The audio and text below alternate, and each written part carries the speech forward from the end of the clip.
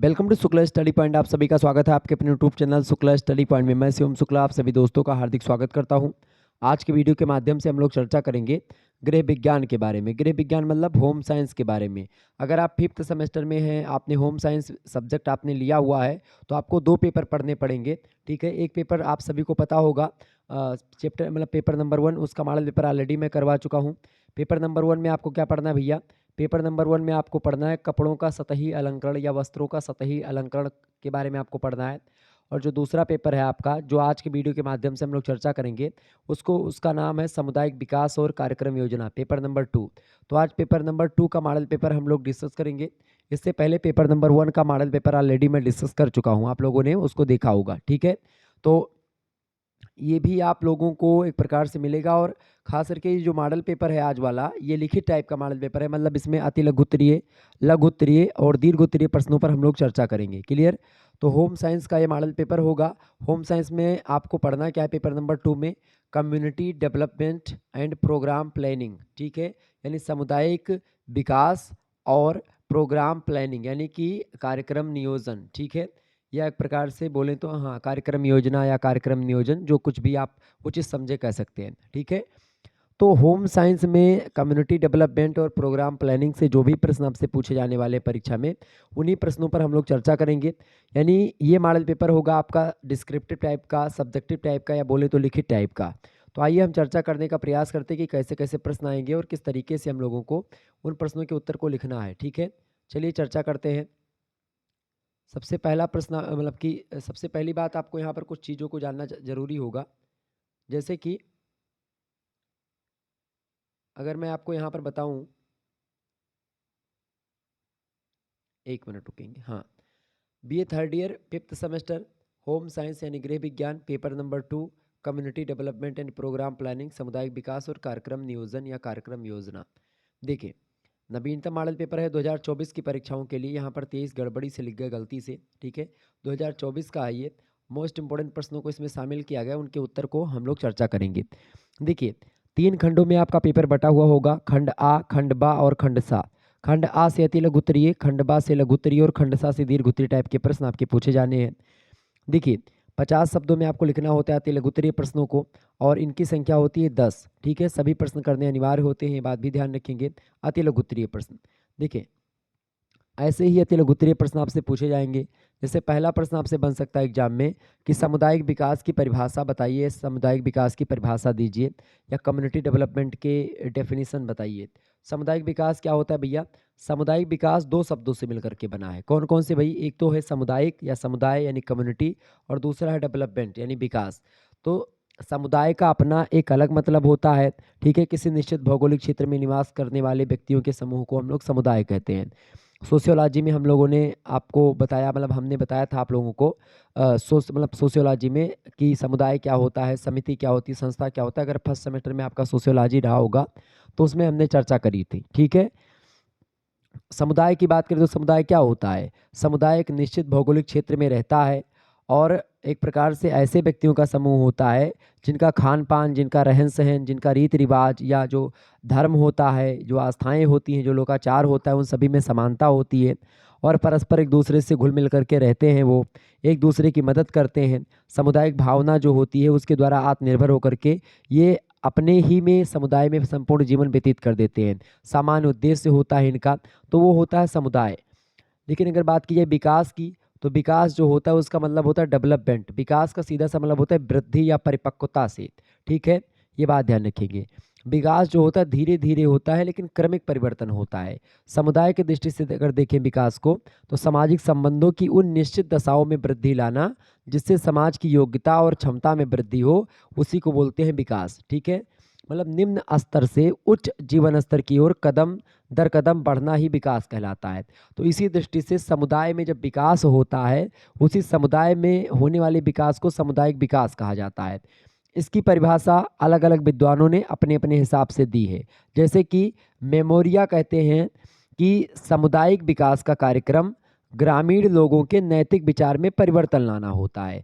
जो गांव के लोगों का जो मोरल थॉट होता है उनमें परिवर्तन लाना, उनमें चेंजमेंट लाना, जो पुरानी रीति रिवाज और परंपराओं में लोग रह रहे हैं उनको नए तरीके से परिचित करवाना, नई नई संस्कृतियों से परिचित करवाना तात्पर्य रहा है, ताकि रूढ़िगत परंपरागत जीवन से वे आधुनिक जीवन में ढल सकें और आपको जीवन को जीने के योग्य उनको बना सकें।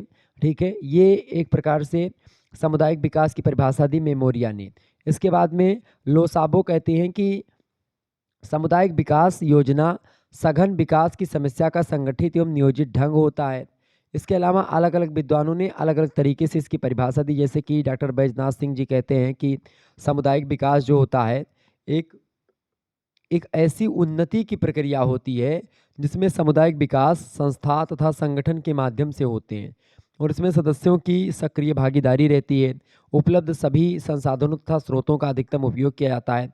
सामुदायिक विकास वो होता है मतलब कि पूरे के पूरे कम्युनिटी में विकास हो। कम्युनिटी क्या होती है उसको मैंने आपको ऑलरेडी बता दिया कि सामुदायिक विकास मतलब समुदाय जो होता है वो लोगों का एक व्यक्तियों का समूह होता है जो कि एक निश्चित भूभाग में रहता है, जिनके जीवन की समस्त चीज़ें जो होती हैं समान होती हैं, उनमें समानता पाई जाती है। चाहे खान पान की बात की जाए, चाहे रहन सहन की बात की जाए, चाहे रीति रिवाज की बात की जाए, चाहे धार्मिक संस्थाओं की बात की जाए, चाहे आस्था जो उनकी है उस सब में मतलब सभी लोगों की एक ही में होती है। तो वही होता है सामुदायिक विकास। ठीक है, ये बात ध्यान रखेंगे। तो सामुदायिक विकास आप समझ में आ गया। सामुदायिक विकास के माध्यम से आप देखते हैं जैसे कि गरीबी को ख़त्म करना, बेरोजगारी को भगाना, प्रदूषण को नियंत्रण करना, कुपोषण जो व्याप्त है समाज में उसको ख़त्म करना, इन्हीं सभी बातों को ध्यान में रख करके सामुदायिक विकास कार्यक्रम चलाए जाते हैं ताकि ग्रामीण लोगों का कल्याण हो सके, गांव के लोग भी एक प्रकार से उचित चीज़ों का प्रयोग कर सकें और अच्छे तरीके से जीवन यापन कर सकें। ग्रामीण के विकास हेतु संचार, स्वास्थ्य सुरक्षा, रहने योग्य मकान, शिक्षा, ग्रामीण रोजगार, स्त्रियों और बालकों के लिए तमाम प्रकार के कार्यक्रम बनाए गए और चलाए गए, जो कि एक प्रकार से सामुदायिक विकास के अकॉर्डिंग या सामुदायिक विकास के अंतर्गत ही चलाए गए हैं।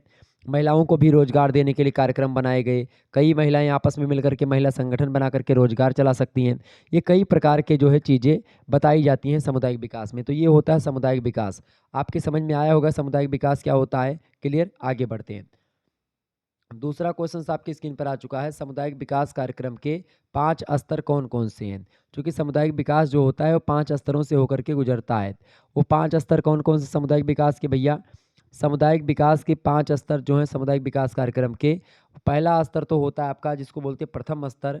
उसमें एक प्रकार से राष्ट्रीय विकास परिषद होती है जो पूरे के पूरे देश को लेकर के या पूरे के पूरे देश के विकास पर ध्यान देती है। द्वितीय स्तर जो होता है सामुदायिक विकास के कार्यक्रम का वो होता है राज्य विकास स्तर, जो कि एक प्रदेश के या राज्य के मतलब कि लोगों को उच्च शिक्षा सुविधा और तमाम प्रकार की चीज़ें मुहैया करवाता है। ठीक है, तीसरा होता है तृतीय स्तर जिसको आप बोलते हैं जिला नियोजन परिषद, जो डिस्ट्रिक्ट लेवल पर काम करती है। ठीक है, चौथा जो होता है यानी चतुर्थ स्तर, उसमें प्रखंड विकास परिषद यानी जो आपका प्रखंड मतलब जैसे आपका बाजार या मार्केट से रिलेटेड होता है, जो आपका ब्लॉक स्तर का होता है वो। पांचवा होता है आपका ग्राम विकास परिषद। तो ये 5 जो होते हैं विकास कार्यक्रम होते हैं सामुदायिक जो कि चलाए जाते हैं। एक राष्ट्रीय विकास परिषद, एक राज्य विकास परिषद, एक जिला नियोजन परिषद, एक प्रखंड विकास परिषद और एक ग्राम विकास परिषद। ठीक है, इसको अगर ऐसे बोले तो और भी 5 तरीके आप बता सकते हैं प्रशासनिक संगठन के अनुसार सामुदायिक विकास कार्यक्रम के 5 स्तर, जैसे कि केंद्रीय स्तर, राज्य स्तर, जिला स्तर, प्रखंड स्तर और ग्राम स्तर। या इसको सीधे सीधे आप बता सकते हैं कि भाई एक राज्य मतलब एक देश लेवल पर होता है, एक राज्य लेवल पर, एक जिला लेवल पर, एक प्रखंड और एक ग्राम लेवल पर। ठीक है, तो यही होते हैं क्या भाई, यही होते हैं आपके सामुदायिक विकास कार्यक्रम जो कि अलग अलग स्तरों में चलाए जाते हैं, अलग अलग लेवल में चलाए जाते हैं। क्लियर, ये बात क्लियर हो गई। तो सामुदायिक विकास कार्यक्रम के 5 स्तर यही हैं जो मैंने आपको बताया। आगे बढ़िए, अगला क्वेश्चन आपकी स्क्रीन पर आ चुका है। तीसरा नंबर प्रश्न है, राष्ट्र के विकास में गृह विज्ञान का क्या योगदान है बताइए। फटाफट से आप बताने का प्रयास करेंगे। राष्ट्र के योगदान में गृह विज्ञान का क्या योगदान है, फटाफट से आप बताएंगे। तो राष्ट्र के विकास में खास करके गृह विज्ञान की बात की जाए या गृह विज्ञान के योगदान की बात की जाए तो उसको आप नकार नहीं सकते हैं, क्योंकि और ना ही कम आप उसको आंक सकते हैं कि भाई बहुत कम योगदान गृह विज्ञान के द्वारा मिलता है राष्ट्र के विकास में। बिल्कुल ऐसी बात नहीं है। राष्ट्र के विकास में गृह विज्ञान उचित भूमिका निभाता है, अच्छी भूमिका निभाता है और देश की आधी आबादी लगभग महिलाओं की है। अगर 55% देश में पुरुष रह रहे हैं तो 45% महिलाएं भी देश में हैं और लगातार महिलाओं की संख्या बढ़ रही है और महिलाएं एक प्रकार से कदम मिला करके आगे बढ़ रही हैं। ऐसी स्थिति में गृह विज्ञान भी एक प्रकार से राष्ट्र के विकास में बहुत महत्वपूर्ण भूमिका निभाता है, तो उसको आप कम नहीं आंक सकते हैं। ठीक है, जब महिलाएं सुशिक्षित, समझदार और कर्तव्यनिष्ठ या मितव्ययी और दूरदर्शी होंगी तो निश्चित ही राष्ट्र का विकास होगा। और महिलाएं सुशिक्षित तब होंगी जब वो गृह विज्ञान पढ़ेंगी, समझदार कर्तव्यनिष्ठ तभी हो पाएंगी जब वो गृह विज्ञान के नियमों को जान पाएंगी, मितव्ययी मतलब वो बजट बना करके पूरा का पूरा घर को कैसे मैनेज करेंगी, ये बात उनको एक प्रकार से फैमिली प्लानिंग जो परिवार नियोजन होता है उसके द्वारा पढ़ाया जाता है। परिवार नियोजन एक टॉपिक होता है गृह विज्ञान का। दूरदर्शी तभी हो पाएंगी जब उनको गृह विज्ञान का नॉलेज होगा। इस दृष्टि से अगर देखें तो गृह विज्ञान जो होता है वो बहुत महत्वपूर्ण भूमिका निभाता है एक राष्ट्र के विकास में, क्योंकि जब स्त्रियां और महिलाएं जो होंगी वो एक प्रकार से अपने आप को एक पिलर के रूप में जानेंगी कि देश हमारे से भी आगे बढ़ता है, तो फिर देश एक प्रकार से बहुत आगे बढ़ेगा। ठीक है, तो राष्ट्र के विकास में गृह विज्ञान के कई सारे योगदान हैं। पहला योगदान तो ये है कि पोषण के क्षेत्र में, चूँकि पोषण के क्षेत्र में क्या खाना चाहिए, क्या नहीं खाना चाहिए, कितना क्या खाना चाहिए, कितना प्रोटीन, कितना कार्बोहाइड्रेट, कितना वसा, कितना फैट, सारी चीज़ें जो होती हैं उसको ध्यान रखना होता है। कितना कार्बोहाइड्रेट की आवश्यकता है, कितना विटामिन लेनी है, ठीक है, कितना खनिज लवण लेना है, कितने जल की आवश्यकता होती है शरीर को, और कितना किस व्यक्ति को चाहिए, गर्भावस्था के दौरान कैसा पोषण होना चाहिए, बाल्यावस्था के दौरान, किशोरावस्था के दौरान, ठीक है, धात्री अवस्था के दौरान, या जो व्यक्ति काम करने वाला उसका भोजन, जो व्यक्ति एक प्रकार से जैसे मानसिक काम करने वाला उसका भोजन कैसा होना चाहिए। तो सभी के भोजन को लेकर के भी अलग अलग जो है तरीके बताता है गृह विज्ञान। और गृह विज्ञान जो है संतुलित आहार की बात करता है, आहार आयोजन या आहार नियोजन की बात करता है, और आहार मतलब आहार आयोजन या आहार नियोजन की बात गृह विज्ञान करता है, और गृह विज्ञान के द्वारा ही ये चीज़ें संभव हो पाती हैं। तो सबसे पहली बात, पोषण के क्षेत्र में बहुत योगदान देता है। दूसरी बात, चूँकि जब स्वस्थ रहेंगे तभी कुछ ना कुछ दिमाग काम करेगा लोगों का, व्यक्ति का, चूँकि स्वस्थ मस्तिष्क में ही स्वस्थ शरीर में ही स्वस्थ मस्तिष्क का विकास होता है, ये बात ध्यान रखें। स्वास्थ्य ही धन है, ये बात भी आप ध्यान रखेंगे। दूसरी बात है, रहन सहन के स्तर को ऊंचा उठाने में राष्ट्र के विकास में योगदान देता है गृह विज्ञान। ठीक है, तीसरी बात, चूँकि आप देखते हैं कपड़ा से लेकर के वस्त्र बुनने तक की प्रक्रिया पूरी, कढ़ाई बुनाई छपाई कैसे क्या होती है, सब कुछ आप जो है पढ़ते हैं गृह विज्ञान में। तीसरा जो योगदान है राष्ट्र के विकास में वो है स्वास्थ्य के क्षेत्र में, क्योंकि जब आप पोषण आपका अच्छा होगा तो आपका स्वास्थ्य आपके यहाँ के लोगों का शुद्ध होगा, सही होगा।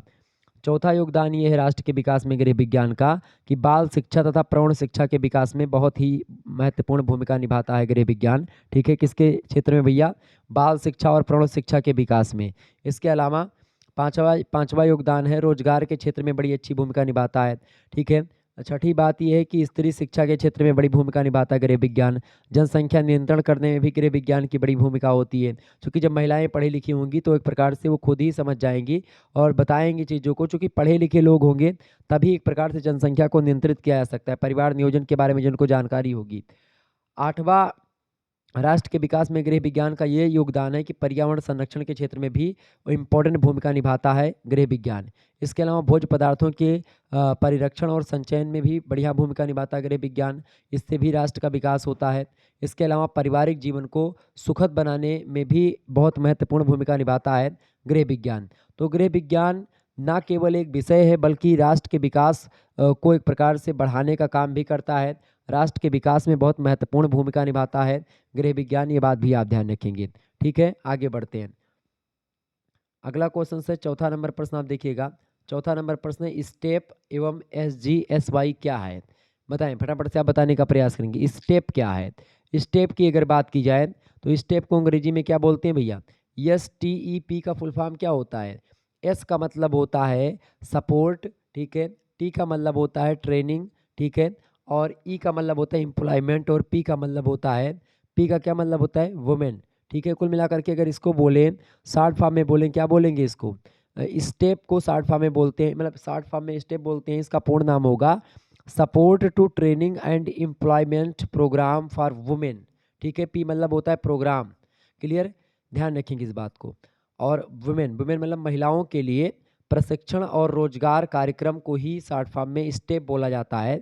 महिलाओं के लिए प्रशिक्षण और रोजगार कार्यक्रम योजना का समर्थन वर्ष 1986 से 87 ईस्वी में प्रारंभ होता है और एक केंद्रीय क्षेत्र योजना के रूप में ये शुरू होती है, स्टेप योजना। ठीक है, STE के कार्यक्रम का उद्देश्य जो है, यानी कि स्टेप कार्यक्रम जो योजना है, स्टेप कार्यक्रम का उद्देश्य है स्व और मजदूर रोजगार के कौशल को उन्नत करके महिलाओं पर महत्वपूर्ण प्रभाव डालना। स्टेप में क्या होता है, महिलाओं के बहुत ही लाभदायक, मतलब महिलाओं के लिए बहुत लाभदायक स्टेप सिद्ध हुआ है और भारत सरकार के द्वारा महिलाओं को सशक्त और स्वावलंबी बनाने के लिए बहुत सारी योजनाएं चलाई गई हैं। इनमें खास करके महिलाओं को आत्मनिर्भर बनाया बनाया मतलब कि बनाने को बताया जाता है कि भाई महिलाएं किस तरीके से आत्मनिर्भर हो सकती हैं। स्टेप योजना यही बताती है, महिलाओं को आगे बढ़ाने का एक मौका देती है और जिसमें महिलाओं को एक प्रकार से आत्मसम्मान मिले, ताकि जो है कुछ महिलाएं ऐसी होती हैं कि भाई वो पढ़ी लिखी भी हैं, सब कुछ जानते हुए भी वो एक प्रकार से बेरोजगारी की तरह घर में केवल खाना बनाने का काम करती हैं, तो ऐसे में उनका आत्मसम्मान थोड़ा गिरा रहता है। और जब वो अपने टैलेंट का प्रयोग करके कुछ काम करेंगी तो क्या होगा, उनका आत्मनिर्भरता का जो लेवल होगा वो बढ़ेगा। वो एक प्रकार से अपने आप को सेल्फ डिपेंडेंट समझेंगी। ठीक है, स्वयं का कार्य जब महिलाएं स्वयं करेंगी और स्वयं भी काम करेंगी और मतलब पुरुष भी काम करेगा, महिला भी काम करेगी, तो क्या होगा, दोनों एक दूसरे की भावनाओं को समझेंगे और दोनों को एक प्रकार से पता चलेगा कि किस प्रकार से हमको आगे बढ़ाना है और परिवार अच्छा चलेगा। तो महिलाओं को कई प्रकार का कार्यक्रम और प्रशिक्षण दिया जाता है स्टेप योजना के द्वारा, जिससे वो स्वयं और दूसरों को मदद कर सकें, दूसरों को मदद दे भी सकें और काम कर सकें। क्योंकि महिलाएं तो एक प्रकार से मुख्य रूप से अगर देखें तो बेरोजगार ही हैं। महिलाएं इसलिए बेरोजगार हैं क्योंकि आप देखते ही होंगे कि भाई पुरुष तो एक प्रकार से नौकरी पा ही जाते हैं, लेकिन महिलाएं जो होती हैं वो घर में ही रहती हैं। महिलाओं को अगर कुछ काम नहीं मिला तो अपना वो जो है रोटी वोटी बनाएंगी घर में, बस उनका ज़िंदगी निपट जाएगी। तो घर में एक प्रकार से कैदी की तरह वो रह जाती हैं, तो फिर इसमें दिक्कत होती थोड़ी सी, क्योंकि उनको असहजता कभी कभी महसूस होती है वो काम करने में। हो सकता है वो एक प्रकार से वो बनाने में कंफर्टेबल ना फील कर रही हूँ, कई सारी चीज़ें होती हैं। तो स्टेप योजना जो है उसी चीज़ को एक प्रकार से आगे बढ़ाती है और महिलाओं के लिए प्रशिक्षण, महिलाओं को ट्रेनिंग दी जाती है, महिलाओं को के लिए रोजगार कार्यक्रम किए जाते हैं। 1986 और 87 से ये योजना प्रारंभ है और कार्यरत है। ठीक है, पहली बात। दूसरी बात यहीं पर दी गई है, SGSY क्या है। SGSY का फुल फॉर्म होता है स्वर्ण जयंती ग्राम स्वरोजगार योजना। इसका अंग्रेजी और हिंदी मतलब एक ही होता है। ठीक है, स्वर्ण स्वर्ण जयंती मतलब कि स्वरोजगार योजना इसको बोलते हैं, स्वर्ण जयंती ग्राम स्वरोजगार योजना। SGSY को फुल फॉर्म है, मतलब इसका फुल फॉर्म है, ये बात ध्यान रखेंगे। और ये योजना जो है भारत को निर्धनता से बचाती है, गरीबी से बचाती है, भुखमरी से मुक्त कराने के लिए, ग्रामीण विकास को मूर्त रूप देने के लिए यह योजना चलाई गई है। ठीक है, स्वर्ण जयंती ग्राम स्वरोजगार योजना की बात की जाए तो भारत सरकार के द्वारा यह योजना 1 अप्रैल 1999 ईस्वी को पूरे देश में चलाई जा रही है। और खास करके आप देखिएगा इस योजना के अंतर्गत गरीबी रेखा से जो नीचे जीवन यापन करने वाले ग्रामीण लोग हैं उनकी क्षमता में यथोचित बढ़ोतरी करने का काम किया जा रहा है, ताकि वे गरीबी के अभिशाप से मुक्त होकर के अपने रहन सहन के स्तर को ऊंचा बना सकें, जीवन के स्तर को ऊंचा उठा सकें, सम्मानित जीवन जी सकें। और इस योजना के अंतर्गत यह निर्धारित किया गया है कि प्रत्येक विकास खंड में 5 वर्षों में 30% तक निर्धन व्यक्तियों को सम्मिलित किया जाएगा और उनके उत्थान के लिए आर्थिक गतिविधियों का संचालन किया जाएगा। और भी कई प्रकार के जो है इसके उद्देश्य रखे गए हैं। स्वर्ण जयंती ग्राम स्वरोजगार योजना के कई उद्देश्य और भी, जैसे कि स्वर्ण जयंती ग्राम स्वरोजगार योजना के विभिन्न पक्षों पर विचार और विमर्श करता है, सबसे पहली बात। दूसरी बात, स्वयं सहायता समूहों को बैंकों से जोड़ने के बारे में विचार विमर्श करता है। इसके अलावा संभागियों को स्वर्ण जयंती ग्राम योजना तथा स्वयं सहायता समूहों के संगठन और प्रबंधन से संबंधित सैद्धांतिक और व्यवहारिक पक्षों की जानकारी उपलब्ध करवाना, ये सब किसका काम होता है, ये सब स्वर्ण जयंती ग्राम स्वरोजगार योजना का उद्देश्य और काम होता है। स्वर्ण जयंती ग्राम योजना की अगर बात की जाए तो इसका शुभारंभ होता है 1 अप्रैल 1999 में भारत सरकार के द्वारा। जो है ये एक प्रकार से कुल लाभार्थियों से 50% अनुसूचित जाति और जनजाति को लेकर के चलाया गया, 40% महिलाएं, 3% विकलांग, ये सब लाभार्थी हो चुके हैं। और प्रति लाभार्थी विनियोग जो हुआ है वो 2500 रुपये एक प्रकार से हुआ है। ठीक है, अब तक जो इस योजना ने काम किया है उसके बारे में मैंने आपको बताया। तो ये चीज़ें, और भी चीज़ों को अगर मैं आपको बताऊं तो आगे देखिएगा, तो ये हो गया आपका SGSY। अगला प्रश्न आप देखिएगा, पांचवा प्रश्न है ICDS। ICDS क्या है? ICDS का मतलब होता है integrated child development scheme. Integrated child development scheme इसका फुल फॉर्म होता है ICDS का।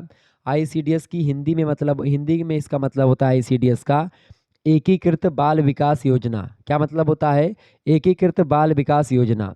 और ये खास करके भारत में स्कूल से पूर्व बच्चों को या बालकों को और गर्भवती और धात्री माताओं के, गर्भवती मतलब जो गर्भवती महिलाओं को आप जानते होंगे, धात्री माता मतलब जो एक प्रकार से जो बच्चे को जन्म दे चुकी हैं और स्तनपान करवाती हैं, उन महिलाओं को धात्री माता कहा जाता है, धात्री अवस्था कहा जाता है उस अवस्था को। तो गर्भवती और धात्री माताओं के स्वास्थ्य में सुधार लाने के लिए, बालकों के स्वास्थ्य में सुधार लाने के लिए इस योजना का शुभारंभ किया गया। कब किया गया था? 1975 में किया गया था इस ICDS योजना का। ICDS योजना के अंतर्गत 33 खंड ही चुने गए थे, किंतु आवश्यकता के अनुसार आज यह योजना लगभग 2000 से भी अधिक क्षेत्रों में चलाई जा रही है। इसके अलावा एक है NIPCCD, इस योजना के संचालन में पूरा सहयोग भी कर रहा है इसमें। इसके अलावा इस कार्यक्रम के अंतर्गत गर्भवती और धात्री माताओं और शिशुओं को स्वास्थ्य सेवा के साथ ही साथ अन्य सेवाएं भी उपलब्ध करवाया जाता है। तो ये होता है ICDS। कुल मिलाकर के एकीकृत बाल विकास योजना, जिसमें धात्री अवस्था की जो महिलाएं हैं उनको, जो गर्भवती अवस्था की महिलाएं हैं उनको और बालकों के लिए एक प्रकार से उनके स्वास्थ्य में सुधार लाने के लिए ये चीज़ प्रारंभ की जाती है। इसका उद्देश्य है कि 0 से लेकर के 6 साल के जो बालक हैं उनके स्वास्थ्य में सुधार लाया जाए, बच्चों के पोषण स्तर में सुधार करके बाल मृत्यु की समस्या को कम किया जाए, ताकि पहले बच्चे बहुत सारे उनका देहांत हो जाता था, तो उसी जो है मतलब मृत्यु को रोकने के लिए, ताकि बच्चों का देहांत ना हो और बच्चों की मृत्यु ना हो, ताकि क्या हो, बच्चों को एक प्रकार से पहले से इतना ज़्यादा पौष्टिक बना दिया जाए ताकि बच्चों की मृत्यु ना हो। ठीक है। बालकों का स्वास्थ्य परीक्षण करना इसका उद्देश्य होता है, और बालकों की मृत्यु, कुपोषण और रोग से बचाने के लिए पूरक आहार की व्यवस्था करना।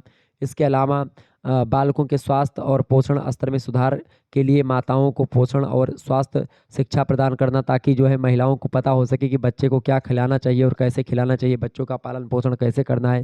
ये सारी चीज़ें आपको बताई जाती हैं ICDS में। ठीक है। ICDS के कार्य की अगर बात की तो सबसे पहला काम होता है ICDS का टीकाकरण करवाना। दूसरा बात होता है पूरक आहार उपलब्ध करवाना। तीसरा कार्य होता है स्कूल पूर्व अनौपचारिक शिक्षा देना। स्कूल से पहले अनौपचारिक शिक्षा देने की बात भी ICDS संस्था करती है। चौथा कार्य इसका होता है पोषण और स्वास्थ्य शिक्षा की व्यवस्था करना। और पांचवा काम होता है प्रशिक्षण देना, किसको, महिलाओं को, ताकि जो है अपने बच्चों को अच्छे तरीके से उनका पालन पोषण कर सके। ICDS का मुख्यालय दिल्ली में स्थित है, और बालकों के स्वास्थ्य में सुधार, गर्भवती माता और धात्री माता के स्वास्थ्य में सुधार करने के लिए ICDS योजना चलाई गई 1975 ईस्वी में। ये बात ध्यान रखेंगे। ओके, आगे बढ़ा जाए, आगे बढ़ा जाए भैया। चलिए आगे बढ़ते हैं, फटाफट से एक बार वीडियो को लाइक और शेयर कर दीजिए। अच्छा, SGSY का मुख्यालय कहाँ पर है भाई? वो भी भारत में ही है, भारत सरकार के द्वारा चलाया गया था। ये बात ध्यान रखेंगे। गरीब नागरिकों को गरीबी रेखा से ऊपर लाने का इसमें काम किया गया था SGSY में, उसको मैंने आपको ऑलरेडी बता दिया है। छठवां नंबर प्रश्न आप देखिएगा, NCC और NSS क्या है? NCC और NSS क्या है? आप सभी लोग जानते होंगे NCC के बारे में। NCC आप में से बहुत सारे लोगों ने लिया भी होगा। अगर आप सरकारी कॉलेज में पढ़ते हैं तो आप NCC के बारे में आप ज़रूर जानते होंगे। NCC की फुल फॉर्म क्या होती है? National credit crops. National credit crops, इसकी अंग्रेजी में NCC का पूरा नाम होता है। हिंदी में NCC का मतलब होता है राष्ट्रीय कैडेट कोर। ठीक है। तो अगर आपको मिले नेशनल क्रेडिट क्रॉप्स, तो वो भी NCC की ही फुल फॉर्म है। और राष्ट्रीय कैडेट कोर यानी कि अगर मिले, यानी NCC का फुल फॉर्म मिले, तो राष्ट्रीय कैडेट कोर हिंदी में बोलते हैं, अंग्रेजी में नेशनल क्रेडिट क्रॉप्स बोलते हैं। इसका मुख्यालय जो है नई दिल्ली में स्थित है। ठीक है। और भारतीय सैन्य कैडेट कोर इसको मतलब एक प्रकार से कहा भी जाता है। आपको बता दूं, NCC जो होती है, ये एक प्रकार से आप देखते हैं 3 प्रकार के इसमें सर्टिफिकेट शामिल किए जाते हैं। एक तो सर्टिफिकेट A, सर्टिफिकेट B और सर्टिफिकेट C। 3 टाइप के सर्टिफिकेट होते हैं। सर्टिफिकेट A के लिए 2 साल का समय लगता है, और इसके अलावा मतलब C सर्टिफिकेट के लिए 3 टाइप के सर्टिफिकेट होते हैं, और सर्टिफिकेट A के लिए 2 साल का समय लगता है। और खास करके अगर बात करूं भारत में, तो भारत में NCC की स्थापना जो हुई थी 1948 में हुई थी, और अप्रैल 1948 ईस्वी में पारित हुआ था NCC, और 16 जुलाई 1948 को अस्तित्व में आता है। NCC करने से क्या होता है कि भाई आप जो है ट्रेनिंग पा जाते हैं एक तरीके से। एनसीसी करने से आप कहीं भी इंडियन मतलब कि कहीं भी आप जॉब लगती है आपकी, तो फिर उसमें थोड़ा सा आपको मुरव्वत बरती जाती है, मतलब कि आपको थोड़ा सा छूट दी जाती है, चाहे वो नेवी में आप जा रहे हो चाहे आर्मी में, तो उसमें आसानी से आपकी भर्ती हो जाती है। एनसीसी की अगर बात की जाए तो प्रत्येक मतलब प्रतिवर्ष को नवंबर महीने के चौथे रविवार को एनसीसी दिवस के रूप में मनाया जाता है। ठीक है, ये बात ध्यान रखेंगे। और एनसीसी यही है कुल मिलाकर के, ठीक है, ये बात ध्यान रखेंगे।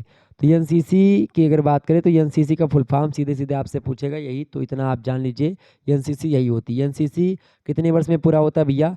तो इसमें जो ए होता है 2 साल के लिए, बाकी कुल मिलाकर के अगर बात की जाए एनसीसी कितने वर्ष में पूरा होता है तो 5 साल में पूरा होता है।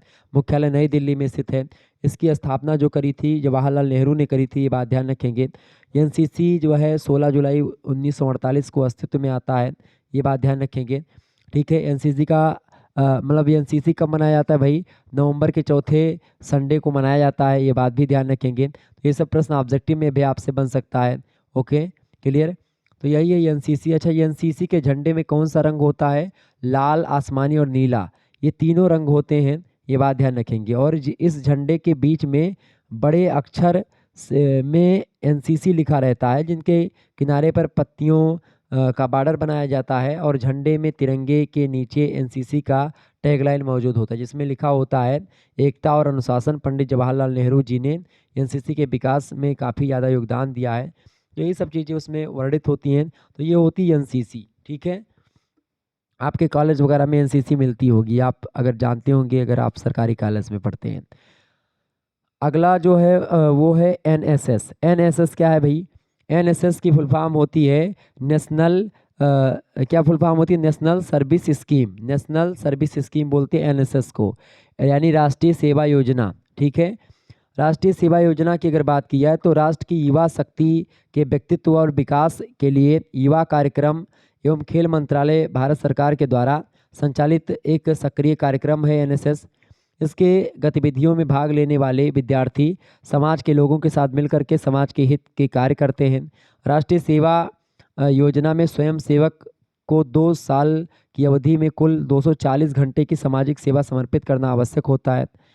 इसके अलावा राष्ट्रीय सेवा योजना स्वयं सेवक को प्रतिवर्ष 20 घंटे उन्मुखीकरण और 100 घंटे सामुदायिक सेवा में देना पड़ता है। एनएसएस जो है भारत सरकार के युवा और खेल मंत्रालय की एक केंद्रीय क्षेत्र की योजना है, जिसे औपचारिक रूप से 24 सितंबर 1969 ईस्वी को शुरू किया गया था। कब शुरू किया गया था भैया? 24 सितंबर को शुरू किया गया था 1969 में, 1969 ईस्वी में, ध्यान रखेंगे इस बात को। और बी राव ने इसकी स्थापना करी थी। ठीक है, राष्ट्रीय सेवा योजना दिवस की शुरुआत गांधी शताब्दी वर्ष में हुई, क्योंकि गांधी जी का कहना था कि देश की सेवा में युवाओं की भागीदारी बहुत होती है। और एनएसएस जो है भारत सरकार युवा मामलों और खेल मंत्रालय की एक केंद्रीय क्षेत्र योजना के साथ साथ योजना है, और खास करके 24 सितंबर को शुरू की गई है, ये बात आप ध्यान रखेंगे। एनएसएस में दलित गाँव, कॉलेज परिसर और शहरी झुग्गियों में छात्रों की नियमित और एनएसएस गतिविधियों को में विभिन्न गतिविधियां और भी शामिल करी जाती हैं। तो कुल मिलाकर के ये एक प्रकार से एनएसएस जो होता है, ये शिक्षा मंत्री डॉक्टर बी राव ने सभी राज्यों को कवर करने वाले उन विश्वविद्यालयों में एनएसएस कार्यक्रम की शुरुआत करी, जो और साथ ही राज्यों के मुख्यमंत्रियों से उनके सहयोग और मदद के लिए अनुरोध भी किया। तो आप देखते हैं विश्वविद्यालयों में खास करके ऐसे आप बीएचयू वगैरह में जाएंगे तो एनएसएस के कई सारे लड़के मिल जाएंगे आपको। और भी किसी विश्वविद्यालय में आप जाएंगे, बड़े बड़े विश्वविद्यालय में, तो वहाँ पर एनएसएस जो है उसमें शामिल होते हैं बच्चे। ठीक है, तो ये हो गया एनएसएस। आगे देखिएगा, अगला प्रश्न आपके स्क्रीन पर आ चुका, फटाफट से आप देखने का प्रयास करेंगे। इंपॉर्टेंट प्रश्न है, आपकी परीक्षा की दृष्टि से पूछा जा सकता है एग्जाम में। प्रश्न 7वां नंबर प्रश्न है, युवा शिविर क्या है और युवा मंडल क्या है? युवा शिविर की अगर बात की जाए तो युवा शिविर का उद्देश्य होता है अधिक से अधिक युवाओं को समाज सेवा और राष्ट्र निर्माण में शामिल करना। ठीक है, इसका उद्देश्य एक भारत श्रेष्ठ भारत बनाना, आत्मनिर्भर भारत बनाना, स्वच्छ भारत आदि जैसी जो है पहलुओं पर काम करना होता है, और खास करके एक नए भारत के निर्माण में भागीदारी बनाना होता है युवा शिविर का उद्देश्य। और युवा शिविर में मनोरंजन के अलावा शिविर के समान उद्देश्य चरित्र निर्माण, नागरिकता निर्माण, नेतृत्व प्रशिक्षण, ये सब होना चाहिए। बच्चों के लिए ग्रीष्म शिविर अत्यधिक महत्वपूर्ण होता है। ग्रीष्मकालीन शिविर युवा बालकों को आज़ादी की भावना प्रदान करता है, क्योंकि वे वहाँ अपने माता पिता के बिना कई दिन बिताते हैं और इस दौरान बच्चे जो होते हैं खुद का और उनके सामान का ख्याल रखना सीखते हैं और शिविर में अन्य बच्चों के साथ साथ सामाजिक संबंध भी बनाते हैं। ठीक है। शिविर विभिन्न प्रकार के होते हैं, जैसे कि एक दिवसीय शिविर, एक दिन का शिविर, एक दिवसीय शिविर, कुछ दिनों का शिविर यानी कि जिसमें कई दिन लगते हैं, कई दिन तक पड़ाव डालना होता है कहीं दूसरे इलाके में बच्चों को। तीसरा प्रकार का शिविर होता है अस्थायी शिविर, जो कि एक प्रकार से शिविर मतलब ऑलरेडी है, वहाँ पर आप जा करके रहो। ठीक है, मतलब वो हमेशा ही रहता है। चौथा प्रकार का शिविर होता है सप्ताह के अंत के शिविर की, भाई हर सप्ताह के अंत में संडे को या किसी दिन या शनिवार को शिविर में एक प्रकार चलना है और वहाँ पर सारी चीज़ें करनी है। और इसके अलावा एक होता है अन्य शिविर। तो इस प्रकार से इस शिविर के कई प्रकार होते हैं। क्लियर, ये बात ध्यान रखेंगे। इसके अलावा अगला प्रश्न आप देखिएगा, यहाँ पर है युवा मंडल। युवा मंडल क्या है भैया? युवा मंडल की अगर बात की जाए तो युवा मंडल क्या है? युवा मंडल जो है 15 से लेकर के जो 29 साल के जो युवक और युवतियां हैं, लड़के लड़कियां हैं 15 साल से लेकर के 29 साल के, उन्हीं का एक ऐसा संगठन होता है जो स्वैच्छिक रूप से सामुदायिक गतिविधियों में सहभागी बना मतलब कि बनना चाहता है। और युवा मंडल सदस्य न केवल स्वयं जागरूक और जिम्मेदार नागरिक बनना चाहता है, बल्कि लोगों को बनाता भी है। जागरूकता और रचनात्मक शक्ति का प्रयोग समाज और राष्ट्र के नवनिर्माण के लिए करना चाहता है जो युवा मंडल होता है। युवा मंडल के द्वारा शिक्षा, वयस्क साक्षरता, स्वास्थ्य, परिवार कल्याण, पोषण, रक्तदान, एड्स जागरूकता, स्वच्छता और सड़क नाली के रखरखाव के लिए कार्यक्रम, महिलाओं की स्थिति में सुधार के लिए कार्यक्रम, महिलाओं के अधिकारों और महिलाओं को कौशल प्रशिक्षण प्रदान कराने के लिए मतदाता जागरूकता कार्यक्रम, इन सभी के लिए रैलियों का आयोजन करता है। तो ये सब एक प्रकार से क्या होते हैं? ये सब युवा मंडल के द्वारा ही किए जाते हैं, ये बात ध्यान रखेंगे। अच्छा, एनएसएस के पिता कौन है? एनएसएस के जनक कौन है? तो के.आर.बी. राव जो है एनएसएस के जनक हैं। एनएसएस की स्थापना कब हुई थी? 24 सितंबर 1969 को हुई थी, ये बात ध्यान रखेंगे। ओके, ये सब प्रश्न आपसे पूछा जाता है। एनएसएस का आदर्श वाक्य क्या है? Not me but you. Not me but you, ये एनएसएस का आदर्श वाक्य है, ये बात ध्यान रखेंगे। ओके,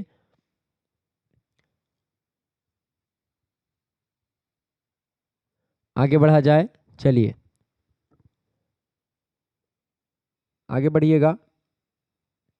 8वां क्वेश्चन से WHO। WHO का फुल फॉर्म होता है वर्ल्ड हेल्थ ऑर्गेनाइजेशन।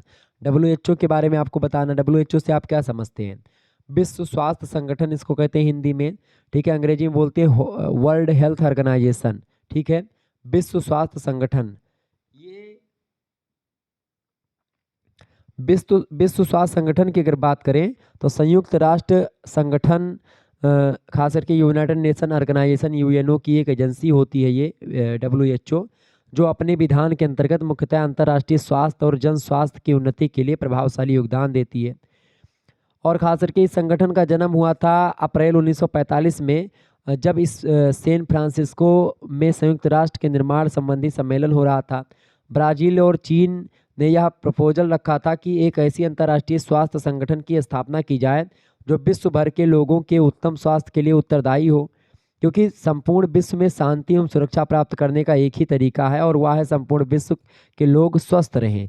जब स्वस्थ रहेंगे तभी एक प्रकार से झगड़ा कम होगी, लड़ाई कम होगी, एक दूसरे से लड़े झगड़ेंगे कम जब वो स्वस्थ होंगे। ठीक है, स्वस्थ होंगे तभी उनकी मस्तिष्क काम करेगी और वो अच्छे तरीके से काम कर पाएंगे। ठीक है, विश्व स्वास्थ्य संगठन की स्थापना जो हुई थी वो 7 अप्रैल को हुई थी 1948 में। कब हुई थी? 7 अप्रैल 1948 को हुई थी, ये बात ध्यान रखेंगे। और WHO का मुख्यालय स्थित है जिनेवा में। जिनेवा पड़ता है स्विट्जरलैंड में। चूँकि इस संस्था की स्थापना 7 अप्रैल को हुई थी, इसी कारण से विश्व में 7 अप्रैल को विश्व स्वास्थ्य दिवस के रूप में मनाया जाता है, ये बात भी ध्यान रखेंगे। ओके, तो ऑब्जेक्टिव में कई बार प्रश्न पूछता है कि विश्व स्वास्थ्य जो है मतलब विश्व स्वास्थ्य दिवस कब मनाया जाता है? तो विश्व स्वास्थ्य दिवस मनाया जाता है 7 अप्रैल को, ये बात ध्यान रखेंगे। WHO का मुख्यालय जो है उच्चतम स्वास्थ्य की प्राप्ति करना मुख्य उद्देश्य होता है इसका। मुख्यालय तो स्थित है जिनेवा स्विट्जरलैंड में। मुख्य उद्देश्य इसका होता है उच्चतम स्वास्थ्य की प्राप्ति करना, पूरा का पूरा संसार स्वस्थ रहे, क्योंकि स्वस्थ रहना मनुष्य का जन्म सिद्ध अधिकार होता है, इसको कोई नहीं रोक सकता है। ठीक है, तो विश्व स्वास्थ्य संगठन ने स्वास्थ्य की परिभाषा दी है और कहा कि केवल बीमारियों का नहीं होना या बीमारियों की अनुपस्थिति मात्र ही स्वास्थ्य नहीं होता है, बल्कि संपूर्ण शारीरिक, मानसिक और सामाजिक कुशलता भी स्वास्थ्य का ही एक अंग होता है, स्वास्थ्य का ही पहलू होता है। तो स्वास्थ्य पर विशेष ध्यान देता है WHO, ये बात ध्यान रखेंगे। आगे बढ़िए, अगला प्रश्न आपकी स्क्रीन पर आ चुका है। 9वां नंबर प्रश्न है, यूनिसेफ क्या है? यूनिसेफ किसे कहते हैं भाई? यूनिसेफ की अगर बात की जाए तो यूनिसेफ का फुल फॉर्म होता है संयुक्त राष्ट्र अंतर्राष्ट्रीय बाल आपातकालीन कोष, जिसको बोलते हैं अंग्रेजी में United Nations International Children's Emergency Fund, इसको बोलते हैं यूनिसेफ शॉर्ट फॉर्म में। एक अंतर्राष्ट्रीय संगठन है, सबसे पहली बात जाने। और दूसरी बात ये कि यूनिसेफ जो है भाई, ये एक जो है एनजीओ की, मतलब संयुक्त राष्ट्र संघ यूएनओ की एक शाखा है और एक एनजीओ के भांति काम करता है। इस संगठन की स्थापना द्वितीय विश्व युद्ध के बाद हुई थी, खास करके 11 दिसंबर 1946 को। ठीक है, 11 दिसंबर 1946 1946 को इसकी स्थापना होती है यूनिसेफ की। द्वितीय विश्व युद्ध की विभीषिका को देखते हुए बालकों की आपात आवश्यकताओं की पूर्ति के लिए सर्वसम्मति से एक फंड का निर्माण किया गया, एक कोष का देश जो है स्वीकृत किया गया, ये जिसे यूनिसेफ नाम दिया गया। यूनिसेफ प्रारंभ में चीन, यूरोप आदि देशों में युद्ध की विभीषिका से ग्रसित बालकों को वस्त्र, भोजन और औषधियाँ व अन्य उपयोगी सामान वितरित करने का काम कर रही थी या करती रही। और इस संगठन के द्वारा किया गया यह कार्य अत्यंत ही सराहनीय, प्रशंसनीय और प्रभावी रहा। इस संगठन की कार्यकुशलता और उपयोगिता को देखते हुए दिसंबर 1950 ईस्वी में यूनिसेफ अधिदेश में आवश्यक परिवर्तन कर दिया गया, जिसका मुख्य उद्देश्य था कि उन अविकसित और विकासशील देशों में जहां अनगिनत बालक जो हैं आवश्यकता के अभाव में असमय दम तोड़ रहे हैं, मर रहे हैं, उनके हित में कार्य किया जाए। 1953 ईस्वी में यूनिसेफ को संयुक्त राष्ट्र संगठन यानी यूएनओ का एक अस्थायी अंग बना दिया गया और अंतर्राष्ट्रीय एवं आपातकालीन शब्दों को हटा दिया गया, परंतु यूनिसेफ का संक्षिप्त नाम की लोकप्रियता को बरकरार रखते हुए इसका नाम यूनिसेफ ही रखा गया। और संगठन 1950 ईस्वी से ही विश्व को विकासशील देशों के बालकों की उन्नति के लिए निरंतर प्रयत्नशील है। तो ये है यूनिसेफ, जो बालकों को लेकर के हमेशा तत्पर रहा है, बालकों के विकास में। ठीक है, यूनेस्को की अगर बात की, यूनेस्को दूसरा संगठन होता है। ठीक है, ये बात ध्यान रखेंगे। यूनेस्को क्या है भाई? यूनेस्को जो होता है, यूनेस्को की स्थापना 4 नवंबर 1946 को हुई है, ये बात ध्यान रखेंगे। शिक्षा और संस्कृति को बढ़ाने का उद्देश्य है यूनेस्को का, ये बात ध्यान रखेंगे। 193 कुल सदस्य थे जब ये यूनेस्को एक प्रकार से मतलब लागू हुआ था, ये बात ध्यान रखेंगे। 11 सहयोगी सदस्य हैं इसके। यूनेस्को ने भारत में कुल 40 विश्व धरोहरें घोषित करी है और इसमें से 7 प्राकृतिक हैं, 32 सांस्कृतिक हैं और 1 मिश्रित है। ठीक है, ये बात ध्यान रखेंगे। सांस्कृतिक धरोहर यूनेस्को घोषित करता है, जो अच्छी अच्छी चीज़ें होती हैं उन्हीं को इकट्ठा करता है। ठीक है, ये बात ध्यान रखेंगे। आगे बढ़ते हैं, अगला प्रश्न 10वां क्वेश्चन आपके स्क्रीन पर आ चुका है। यूएनडीपी क्या है और हेल्प एज इंडिया क्या है? यूएनडीपी क्या है भाई, फटाफट से आप बताने का प्रयास करेंगे। यूएनडीपी किसे कहते हैं? यूएनडीपी को अंग्रेजी में क्या बोलते हैं भाई? यूएनडीपी का मतलब होता है संयुक्त राष्ट्र विकास कार्यक्रम, कुल मिलाकर के समझे। ठीक है, संयुक्त राष्ट्र यानी कि यूनियन नेशनल डेवलपमेंट प्रोग्राम को बोलते हैं संयुक्त राष्ट्र विकास कार्यक्रम। इसकी स्थापना हुई थी भैया 22 नवंबर को। कब हुई थी? 22 नवंबर को इसकी स्थापना होती है, ये बात ध्यान रखेंगे।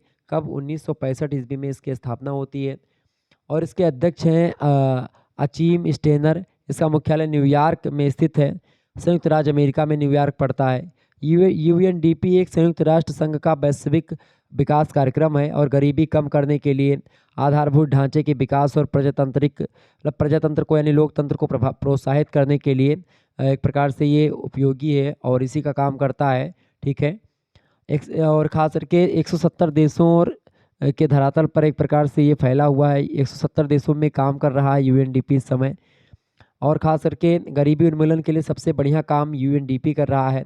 यूएनडीपी देशों को मजबूत नीतियां बनाने के लिए प्रेरित करता है, उनके कौशल को बढ़ाने में मदद करता है, साझेदारी और संस्थान विकसित करने में मदद करता है ताकि वे अपनी प्रगति को बनाए रख सकें और अच्छे तरीके से देश का विकास होता रहे। ठीक है, ये होता है यूएनडीपी। अगला पॉइंट है आपका Help Age India. Help Age India क्या है भाई? Help Age India, Help Age India की अगर बात की जाए तो एक अग्रणी धर्मांध संगठन होता है ये, जो अतीत में भारत में जो वृद्ध लोग हैं उनके साथ और उनके लिए काम कर रहा है। मतलब जो वृद्धों की आवश्यकताएं हैं, वृद्धों को एक प्रकार से जो समस्याओं का सामना करना पड़ता था वृद्ध लोगों को, तो उन लोगों की सहायता के लिए खास करके बनाया गया है हेल्प एज इंडिया। ठीक है। और 43 साल से यह पूरे देश में स्वास्थ्य देखभाल, आयु देखभाल और आजीविका कार्यक्रम चलाता रहा है। बुजुर्गों और उनके अधिकारों के लिए दृढ़ता से वकालत करता रहा है।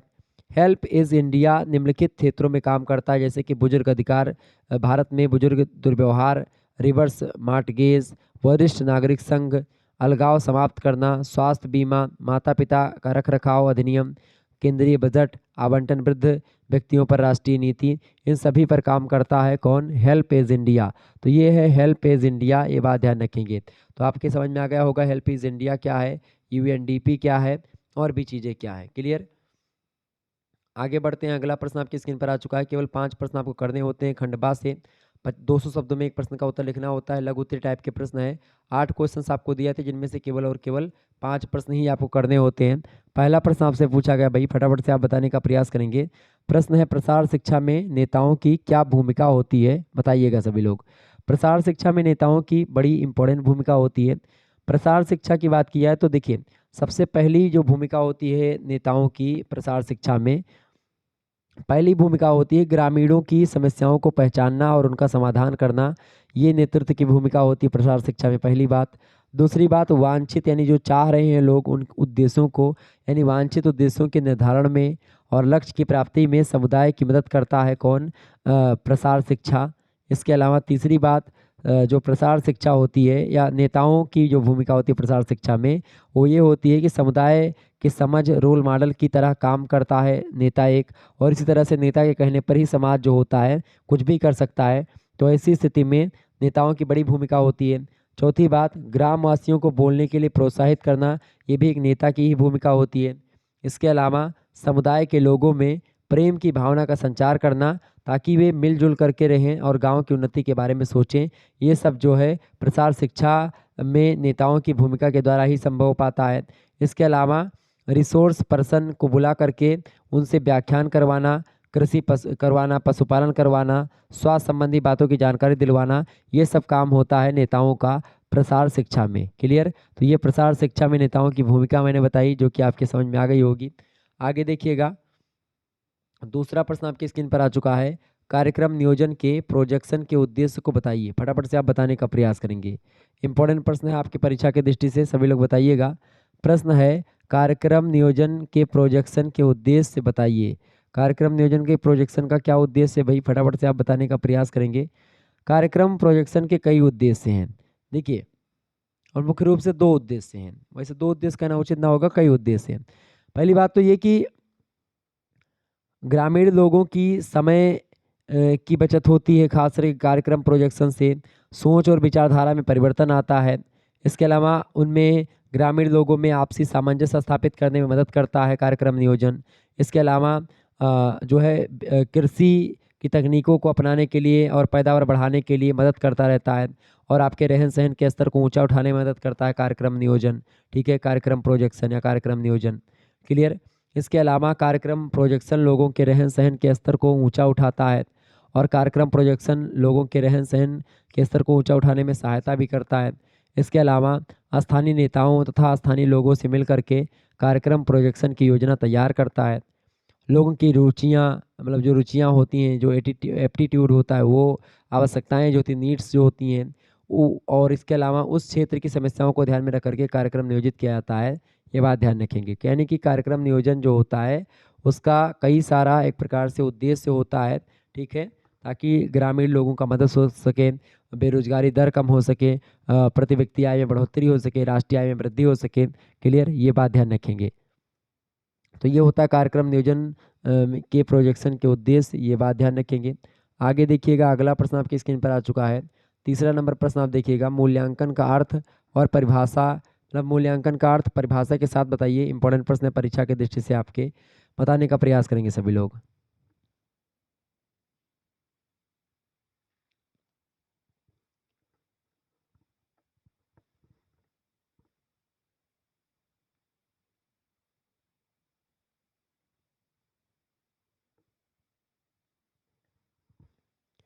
बताइएगा सभी लोग, फटाफट से आप बताएंगे। प्रश्न है, मूल्यांकन का अर्थ और परिभाषा बताइए, परिभाषा के साथ समझाइए मूल्यांकन को। मूल्यांकन की अगर बात की जाए तो प्रसार कार्यक्रम में और शिक्षण में मूल्यांकन बहुत ही महत्वपूर्ण भूमिका निभाता है। और शिक्षा शास्त्र में आप लोग मूल्यांकन के बारे में पढ़े भी होंगे। मूल्यांकन बेसिकली जो होता है वो आपने क्या किया उसको जानने में मदद करता है, परीक्षा करने में मदद करता है मूल्यांकन। मूल्यांकन चूंकि हम नित्य प्रति अपने कार्यों, व्यवहारों और चीज़ों का मूल्यांकन करते हैं कि हमने जो चीज़ बनाई है वो सही है कि नहीं सही है, हाँ, या हमने जो किया है वो सही है कि नहीं सही है, उसी को आंकते हैं आप, जो हमने किया है कितना सही है कितना गलत है। तो इसी सभी चीज़ों को ही बोलते हैं हम मूल्यांकन। ठीक है, ये बात ध्यान रखेंगे। यहाँ तक कि हमारे घर में जो खाना बनता है, जो साफ सफाई होती है, या बाजार से सामग्री आप खरीद करके लाते हैं, उसका भी आप मूल्यांकन करते हैं।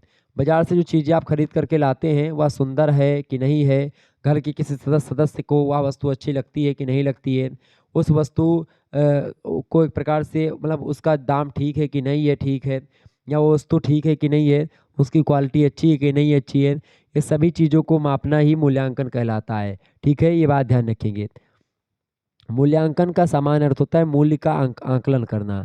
मूल्यांकन अंग्रेजी भाषा के एवोल्यूशन का हिंदी रूपांतर है।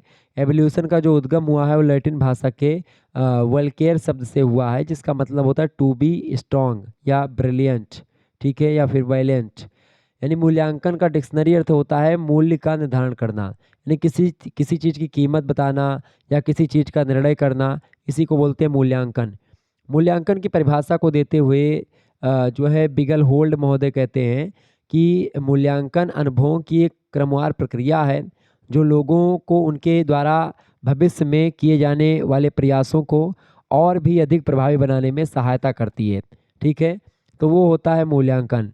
कुल मिलाकर के मूल्यांकन का मतलब होता है मूल्य का आंकन करना। जैसे मान लेते हैं 1 किलो चीनी है, तो 1 किलो चीनी का दाम कितना है ये निकालना मूल्यांकन कहलाता है, क्योंकि मूल्य का अंकन करना कितने पानी में हो। ठीक है, ये लोग कहते नहीं गाँव वगैरह में कितने पानी में हो जान गिन तो है तार कितनी औकात थी, तो वो सब क्या होता है उसी को मूल्यांकन बोलते हैं। तो आपके मूल्य का अंकन करते हैं, ठीक है, उसी को बोला जाता है मूल्य अंकन। ठीक है, ये बात ध्यान रखेंगे।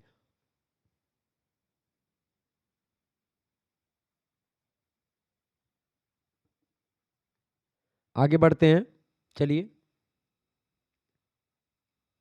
अगला क्वेश्चन आपकी स्क्रीन पर आ चुका है, फटाफट से आप देखेंगे। इंपॉर्टेंट प्रश्न है परीक्षा की दृष्टि से भाई। प्रश्न है, नेतृत्व का अर्थ और परिभाषा समझाइए। नेतृत्व किसे कहते हैं भाई, फटाफट से आप बताने का प्रयास करेंगे। नेतृत्व किसे कहते हैं? नेतृत्व एक प्रकार से किसको बोलते हैं भाई? नेतृत्व का मतलब क्या होता है? नेतृत्व से आशय होता है किसी व्यक्ति के उन विशिष्ट गुणों से जिनके द्वारा वह व्यक्ति जो होता है अन्य व्यक्तियों का पथ प्रदर्शन करता है, और जो भी उद्देश्य होता है, उन जो भी लक्ष्य होता है उनकी प्राप्ति करता है। और अपने अनेक गुणों के कारण ही वह नेता दूसरों का मार्गदर्शन करता है, और नेता जो होते हैं अपने अच्छे गुणों से सभी को प्रभावित करते हैं। लोग नेता के बताए हुए मार्ग पर चलते हैं, तो वो होता है नेतृत्व। ठीक है, परिभाषा दी है बर्नार्ड महोदय ने। बर्नार्ड महोदय कहते हैं कि नेतृत्व का आशय व्यक्ति के व्यवहार के उस गुण से होता है जिसके द्वारा वह अन्य लोगों के संगठित प्रयास से संबंधित कार्य करने से मार्गदर्शन करता हो। ठीक है, वो होता है नेतृत्व। अल्फ्रेड महोदय कहते हैं कि नेतृत्व वह गुण है जिसके द्वारा अनुयायियों के छात्र या अनुयायियों के समूह से वांछित कार्य स्वेच्छापूर्वक एवं बिना किसी दबाव के कराए जाते हैं, वो होता है नेतृत्व। लिविंगस्टर महोदय कहते हैं कि अन्य लोगों में किसी समान उद्देश्य का अनुसरण करने की इच्छा को जागृत करने की योग्यता ही नेतृत्व कहलाती है। कुंटज और ओडोनेल कहते हैं कि किसी उद्देश्य की प्राप्ति हेतु संप्रेषण के माध्यम के द्वारा व्यक्तियों को प्रभावित करने की योग्यता ही नेतृत्व कही जाती है। तो ये होता है नेतृत्व।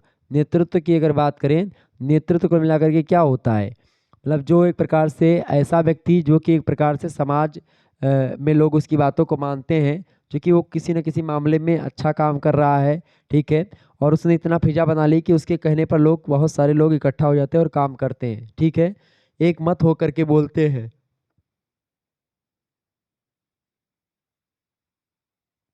तो वही व्यक्ति होता है आपका भाई कौन? नेता। ठीक है, नेता में नेतृत्व की कला होती है। नेतृत्व मुख्य रूप से है क्या? नेतृत्व का मतलब सीधा सा होता है व्यक्ति के विशिष्ट गुणों से, जिसके द्वारा वह क्या करता है, अन्य व्यक्तियों का मार्ग प्रदर्शन करता है, उनके बारे में बताता है, उनको समझाता है, उनको समस्या से उबारता है, वो होता है नेतृत्वकर्ता, वो होता है नेतृत्व। ठीक है, आगे बढ़िए।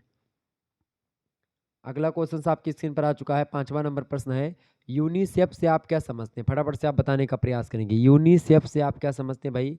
यूनिसेफ से आप क्या समझते हैं? फटाफट से आप बताने का प्रयास करेंगे। यूनिसेफ से आप क्या समझते हैं? यूनिसेफ की अगर बात की जाए, यूनिसेफ मैंने आपको बता भी दिया था। यूनिसेफ जो है ये खास करके United Nations International Children's Emergency Fund इसका पूरा नाम है। संयुक्त राष्ट्र अंतर्राष्ट्रीय बाल आपातकालीन कोष है ये। एक विशिष्ट संस्था होती संयुक्त राष्ट्र संघ की ये, और इसकी स्थापना हुई थी 11 दिसंबर 1946 को, द्वितीय विश्व युद्ध के बाद। ठीक है, ताकि जो है लोगों में अगर कोई दिक्कत हो तो उनके लिए मदद पहुंचाई जा सके। ठीक है, जो बच्चे हैं खास करके वो जो एक प्रकार से किन्हीं कारणों के बस में नहीं पढ़ पाते हैं, नहीं उनका जीवन यापन हो पाता है, तो उन्हीं की देख रेख के लिए, उनको आगे बढ़ाने के लिए ये संस्था काम करती है। ये है यूनिसेफ। ठीक है, क्लियर, ये बात ध्यान रखेंगे। आगे बढ़िएगा, अगला प्रश्न है। यूनिसेफ के बारे में अभी ऑलरेडी मैंने बताया था। यूनिसेफ जो है वो 1950 ईस्वी से ही विश्व को विकसित देशों या विकासशील देशों के बालकों की उन्नति के लिए निरंतर प्रयास कर रहा है। अब यूनिसेफ को विस्तृत रूप से संयुक्त राष्ट्र बाल कोष कहते हैं, और यूनिसेफ का मुख्यालय न्यूयॉर्क में है। परंतु यूनिसेफ की अधिकांश जो है प्रदाय व्यवस्था का संचालन कोपेनहेगन के द्वारा किया जाता है। कोपेनहेगन भी एक जगह है। इसके अतिरिक्त जिनेवा, टोक्यो, सिडनी, इन सभी में यूनिसेफ के कार्यालय स्थित हैं। यूनिसेफ की भारत की राष्ट्रीय शाखा नई दिल्ली में है। यूनिसेफ का उद्देश्य है यह उन देशों को आर्थिक सहायता और सहयोग देना है जो मातृ और शिशु रोग के निवारण के लिए, उनके उत्तम स्वास्थ्य की प्राप्ति के लिए संघर्षशील है। तो ये सब होता है एक प्रकार से यूनिसेफ। यूनिसेफ की अगर बात की है तो यूएनओ 1953 में यूनिसेफ को संयुक्त राष्ट्र संघ जो है वो एक संयुक्त राष्ट्र संघ का एक अस्थायी सदस्य बनता है, अस्थायी अंग बनता है यूनिसेफ। ठीक है, ये बात ध्यान रखेंगे। ओके, और इसकी लोकप्रियता बरकरार ही आप सभी लोग जानते हैं। यूनिसेफ की अगर बात करें तो यूनिसेफ जो है वो बड़ा इम्पोर्टेंट भूमिका निभाता है, खासकर के बच्चों की स्थिति को सुधारने के लिए। ठीक है, इसका मतलब बालकों को आपातकाल आवश्यकता की पूर्ति करने में मदद करता है, असहाय बच्चों की मदद करता है, ये बात ध्यान रखेंगे। आइए आगे बढ़ते हैं और भी चीज़ों को जानने का प्रयास करते हैं। छठा प्रश्न है, केयर क्या है, इसके कार्य क्या क्या है, फटाफट से आप बताएंगे। केयर किसे कहते हैं? केयर का फुल फॉर्म होता है cooperative for American relief everywhere. ठीक है, ये केयर का फुल फॉर्म होता है। सर्वत्र अमेरिकी राहत सहकारिता, जिसको आप केयर बोलते हैं, इस संस्था की स्थापना जो हुई थी 1946 ईस्वी में हुई थी। द्वितीय विश्व युद्ध जब समाप्त हो जाता है उसके बाद अमेरिकी दानदाताओं ने युद्ध पीड़ित यूरोपियनों के लिए खाद्य सामग्री, दवाइयाँ और आवश्यक सामग्री पहुंचाने के लिए एक संस्था बनाई। उसी संस्था को केयर कहा जाता था। ठीक है, यद्यपि युद्धकालीन संकट कुछ ही वर्षों में समाप्त होने लगे थे, बाद में यह संस्था विश्व के विभिन्न देशों को खाद्य सामग्री, कृषि यंत्र, चिकित्सीय उपकरण, दवाइयाँ, टॉनिक, दूध का पाउडर, ये सब भेजने का काम करती है। और भारतवर्ष में केयर की स्थापना 1950 में आकर के होती है, और इस संस्था के सहयोग से 1961 ईस्वी में भारतीय गरीब बालकों के लिए प्राथमिक स्कूलों में मध्याह्न भोजन योजना, जिसको आप मिड डे मील स्कीम बोलते हैं, उसका शुभारंभ किया गया। जो प्राइमरी पाठशाला में आप देखते हैं जो दोपहर का भोजन मिलता है, खिचड़ी उचड़ी बनती थी पहले खूब ज़्यादा। ठीक है, एक गाना भी चला था कि जब से चढ़ा भदेला प्राइमरी स्कूल माँ, गई पढ़ाई चूल्हे माना। तो वो जो गाना बना था वो एक प्रकार से इसी कार्यक्रम योजना जो चली थी मिड डे मील स्कीम, जो शुभारंभ हुआ था 1961 ईस्वी में भारतीय गरीब बालकों के लिए प्राथमिक स्कूलों में जो मध्य का भोजन, मतलब दोपहर का भोजन, दोपहरिया जो मिलता था फ्री में। मैं तो खूब खाया हूँ, प्राइमरी में पढ़ा हूँ 3 साल तक, तो मैंने खूब खाया है खिचड़ी उचड़ी जितना भी मिलता था। पहले खिचड़ियाँ बनती थी, आजकल तो खीर वगैरह भी बनने लगी स्कूलों में। ठीक है, तो ये होता है केयर। केयर जो है कुल मिलाकर के अमेरिका के द्वारा बनाया गया था, और इसलिए बनाया गया था ताकि जो युद्ध में दिक्कतें आई हैं लोगों को, तो उनको उन चीज़ों से एक प्रकार से दिक्कतें जो महसूस जिन चीज़ों से हो रही उन चीज़ों को उपलब्ध करवाया जाए। तो वो एक प्रकार से क्या है, वही आपका है भाई, क्या भाई, वही आपका होता है केयर। केयर का काम यही होता है। केयर का उद्देश्य है विद्यार्थी बाल मतलब विद्यालयी बालकों को कुपोषण जनित रोगों से सुरक्षा प्रदान करना, और प्रत्येक पीड़ित और अभावग्रस्त व्यक्ति को राहत और सहायता प्रदान करना। ये उद्देश्य होता है केयर का। ठीक है, केयर के कई कार्य होते हैं। पहला कार्य पोषण, स्वास्थ्य, शिक्षा, चिकित्सीय सेवा, इन सभी क्षेत्रों में सहायता प्रदान करना। दूसरा काम होता है केयर यूनिसेफ के माध्यम से कुपोषित माताओं और बालकों के लिए पाउडर का दूध, मक्खन, सोयाबीन का दूध, विटामिन युक्त डबल रोटी, इन सभी खाद्य सामग्रियों को उपलब्ध करवाता है। और खाद्य पदार्थ मातृ और शिशु कल्याण केंद्रों के माध्यम से माताओं और शिशुओं को निःशुल्क दिए जाते हैं। इसके अलावा केयर के द्वारा ही आप देखते हैं खास करके केयर संस्था भारत में चल रहे व्यवहारिक पोषण कार्यक्रम या पोषाहार कार्यक्रम में भी अहम भूमिका निभा रहा है। और इसके माध्यम से मतलब विद्यालयी बालक, स्कूल पूर्व बालक, गर्भवती और धात्री माताओं को उनकी आवश्यकता के अनुसार पौष्टिक पोषाहार प्रदान किया जाता है। अभी भी आप देखते हैं जो दलिया वगैरह मिलता है गेहूं वाली, वो मिलती है अभी भी। हम आज ही हमको मिली है, हमारे घर पे आज आई थी। ठीक है, चूँकि बच्चे हैं भैया के तो उनको मिल गया। ठीक है, तो बच्चों को मिलता है। ठीक है, तो वो एक प्रकार से ताकि पोषित तो रहें बच्चे, दलिया वलिया खा करके अच्छी तरह से थोड़ा सा तंदुरुस्त रहेंगे, तभी आगे चल करके उनका दिमाग भी खुलेगा। ठीक है, जो है केयर खास करके ये एक प्रकार से काम के बदले अनाज योजना है।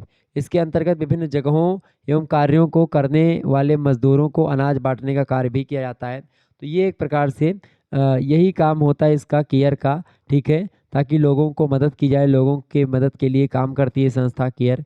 ठीक है, आगे बढ़िएगा। 7वां क्वेश्चन आपकी स्क्रीन पर आ चुका है। गृह विज्ञान प्रसार शिक्षा की आवश्यकता को बताइए। इंपॉर्टेंट प्रश्न है आपकी परीक्षा के दृष्टि से। गृह विज्ञान प्रसार शिक्षा की अवधारणा को बताइए। तो गृह विज्ञान प्रसार शिक्षा की अवधारणा क्या है भाई, फटाफट से आप समझाने का प्रयास करेंगे। इंपॉर्टेंट प्रश्न है आपकी परीक्षा के दृष्टि से। क्या प्रश्न है भाई? प्रश्न है गृह विज्ञान प्रसार शिक्षा की अवधारणा को समझाइए। तो गृह विज्ञान प्रसार शिक्षा की अवधारणा क्या है भाई? अवधारणा जो है अगर बात की जाए तो आप देखते हैं जो प्रसार शिक्षा है वो विद्यालयों, विश्वविद्यालयों, महाविद्यालयों और शिक्षण संस्थाओं में गृह विज्ञान विषय पढ़ाने की परिकल्पना तभी परिलक्षित हो गई थी जब आज़ादी के बाद राजनेताओं ने ग्रामीण जीवन के उत्पादन के बारे में सोचना प्रारंभ कर दिया था। राष्ट्रपिता महात्मा गांधी का कहना था कि भारत की आत्मा गाँव में बसती है। जब तक गाँव का उत्थान नहीं होगा, ग्रामीण सुखी संपन्न नहीं होंगे, समृद्ध नहीं होंगे, तब तक भारत के विकास की परिकल्पना अधूरी ही रहेगी। और इसीलिए ग्रामीणों के उत्थान के जो भी कार्यक्रम चलाए जाएँ, उनमें महिलाओं को भी भागीदारी की नज़र से देखा जाए। ठीक है, और उनको आप नज़रअंदाज बिल्कुल भी नहीं कर सकते हैं।